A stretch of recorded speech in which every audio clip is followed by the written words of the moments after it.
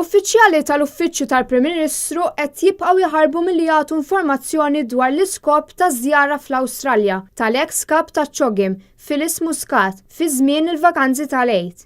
Il-Prim Ministru Phyllis Muscat qal li d-delegazzjoni kienet tikkonsisti minn 3 segretarji tiegħu fosthom Phyllis Muscat.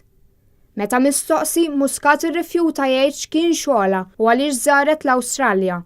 Dan ħareġ fil-Gazzetta Times of Malta li tiddikjara li ma ngħatax informazzjoni dwar kemm il-parteċipazzjoni ta' Phyllis Muscat fid-delegazzjoni uffiċjali swiet lil poplu Malti u Għawċi.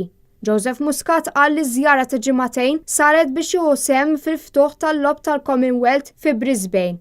Dwar il-143,000 euro li ntefqu fuq din is-safra, Muscat qal li l-flus kienu jikkonsistu fil-biljetti tat-titjira, l-akkomodazzjoni tal-lukanda kemm tiegħu u tal-kru tal-PBS li akkumpanjah u rigali li ngħataw lil persuni f'kariga għolja.